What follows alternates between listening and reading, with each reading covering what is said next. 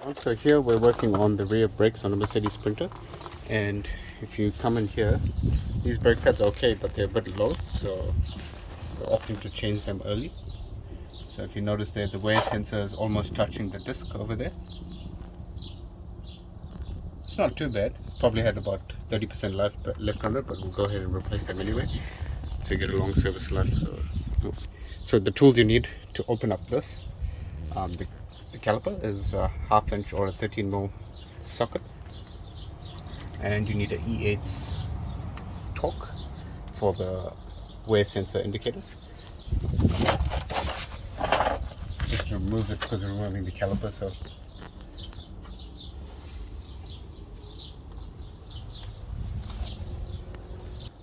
So the bolts here at the back here, what I normally like to do is just mark it, make it easier for the retorquing at the end. If you don't get new bolts, most of the time it does come with new hardware, but you'll see that later on. So I just mark it, just a good rule of thumb. And then using that E8, we'll go ahead and open up the wear sensor indicator. And before that, once it's open, you just unplug the wear sensor from here.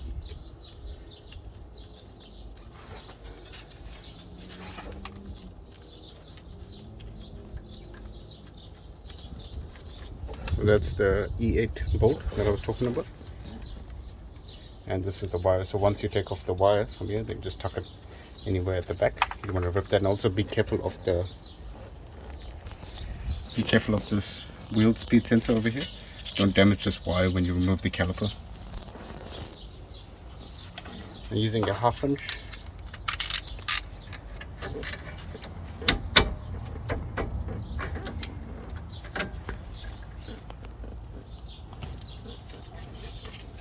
Open up your two bolts.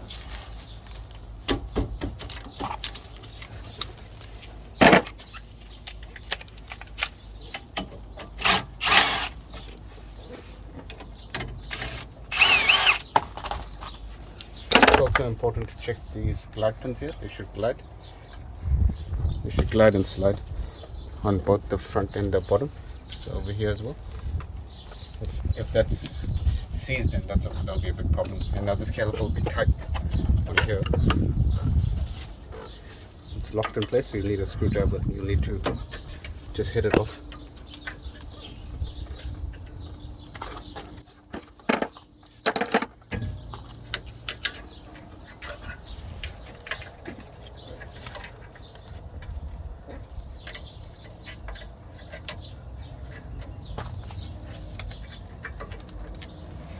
Just like that, the caliper comes off, and we'll compress this piston back.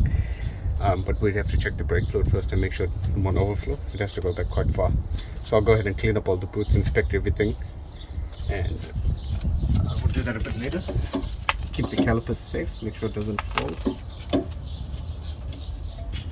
So I like to rest it on the top of the leaf spring mounts over there, and then you pop these brake pads off. So notice that the wear indicators on the outer of the rotor, so just take note of that.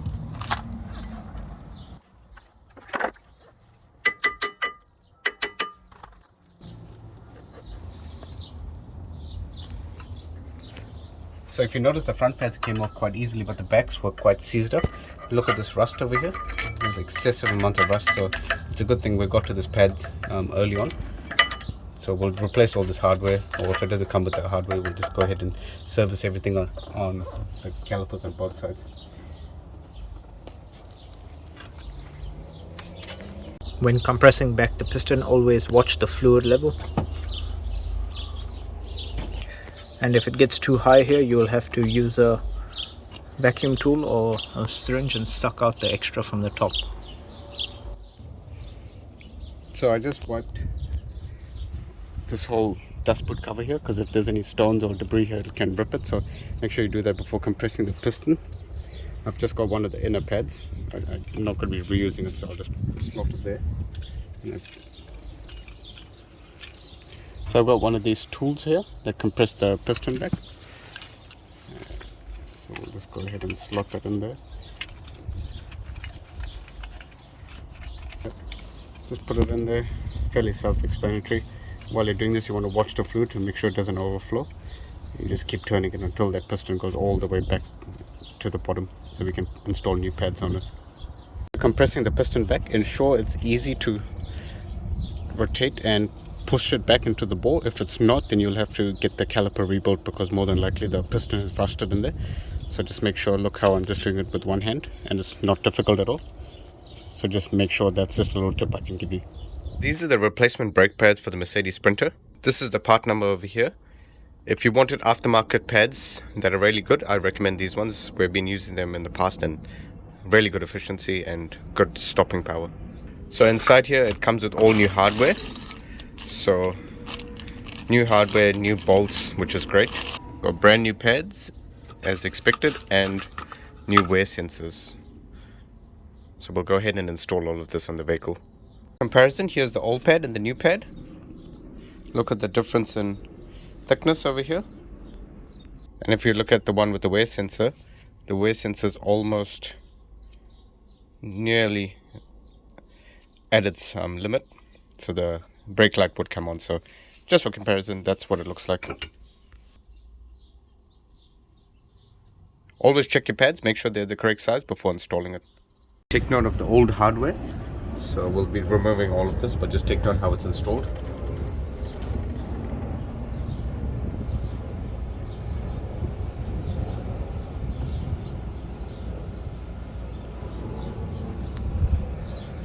And also make sure we clean up the surface with the wire brush.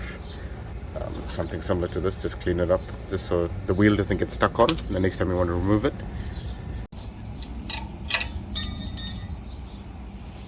With that off now, you want to go ahead and clean all this surface up. Give it a good clean and make sure it's nice and clean for the new one. Notice now how the surface is all clean. That's what you want. And also make sure, before proceeding any further, your glide pins should slide in easy like this. It should be really easy, and it should not be stuck or anything. If it's stuck, then you'll have to pull this whole thing out and give it a whole clean. Clean up the rust and then install it with new grease. Now that we've cleaned everything, I'll go ahead and show you how to install this shim. Now notice it's got this notch over here, or rather this tab. So that tab locks in there. So what you have to do is place this here. Then using a small screwdriver, you can get through this hole over here just to push that tab in. So you want to push that tab a little bit further back, and then you hit this down.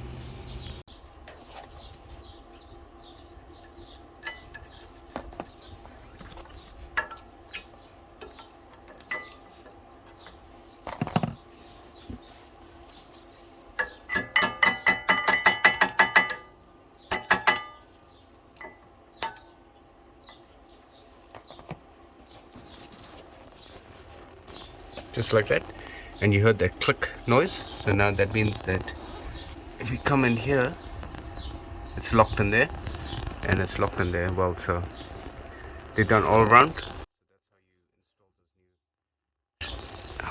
That's how you install the new hardware or shims.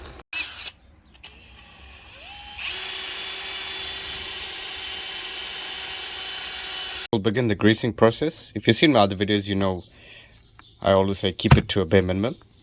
So just out of curiosity, I just saw this at the bottom here. So when Bendix have included a replacement line, so you know when to replace your pad. So that's something interesting. I've not seen on many brake pads before. So we'll go ahead using specific brake grease. That's the brand and that's the name if in case you need it. And we'll go ahead and grease up all the ears. As I've said in the past, just keep it to a bare minimum. You only want a little bit, you don't want too much, just for the shims. So just where it basically goes on the hardware of the brake caliper, that's all you need, just a little tiny bit. And maybe a little bit on the back as well. Once it's all done, I'll show you the completed work. So that's basically what you want to see. Just all the ears only, so all round. Just like that. Not too much. Now we'll go ahead and install the wear sensor, which just clips in over here. So just in the slot over here. Just push it in and just clip it in place. That's fairly self-explanatory. Now we go ahead and install the new brake pad. What you want to do is just slot it in there. It's a little bit hard doing it one-handed, but you get the idea. Slot it at the bottom, slot it at the top, and make sure it's in there, just like that. Over there and over there. And just repeat the process for the rear ones as well. Those are both the new pads installed. Also, as a secondary test, you can also check and make sure it glides. Just like this, it should glide in and out easy. You just want to grease the caliper piston and just the inner caliper ears over here. Just add a little bit of the same brake grease all around there, just a little bit, and then we'll install the caliper.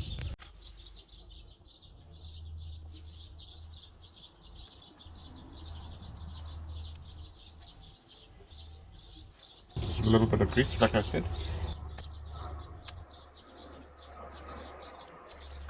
And now we'll go ahead and install the caliper back onto the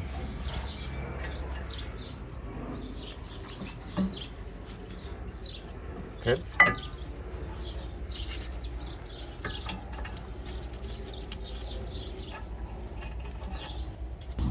Make sure you don't forget to pull out your wear sensor indicator. Pull out the connector, don't jam it, and now we'll go ahead and install the new bolt and torque that down.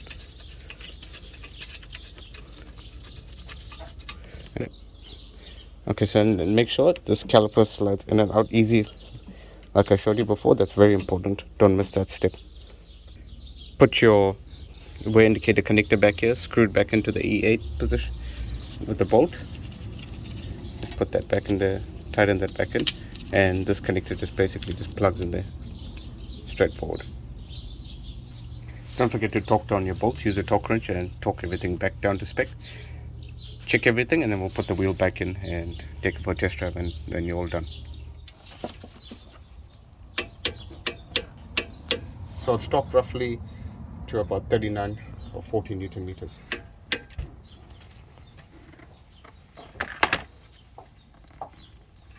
So we'll be bleeding the brakes out now. It's not a must that you have to do this, especially if you just recently changed the fluid, but just as a precaution, we'll be bleeding it out.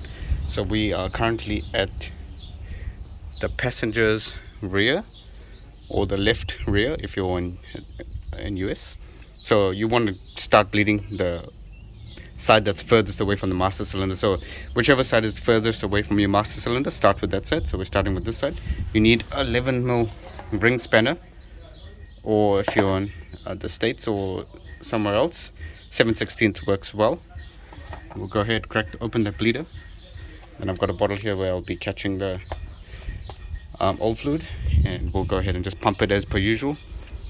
Tell your passenger, or tell the person inside just to pump the brake pedal about five times. Hold it, and when they hold it, then you go ahead and crack this open. That'll expel the old fluid and any air that's possibly in the line. So that's the procedure that we're going to be following now.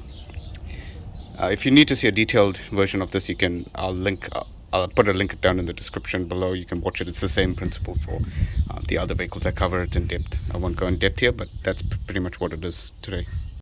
Make sure your brake fluid is topped up before going ahead and bleeding out the brakes. And like I said, just notice that this master cylinder is on this side, because we're in a right-hand drive vehicle.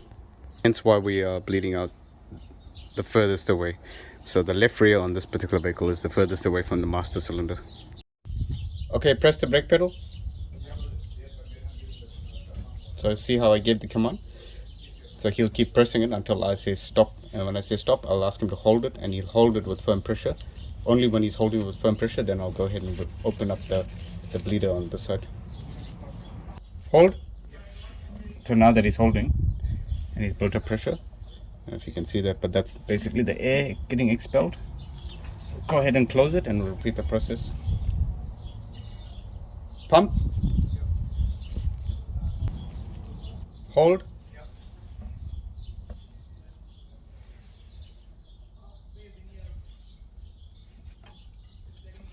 And so we'll repeat it a few times, and we'll do the other side as well, and then we'll put the wheels back, and then it's good to go for a test drive from there.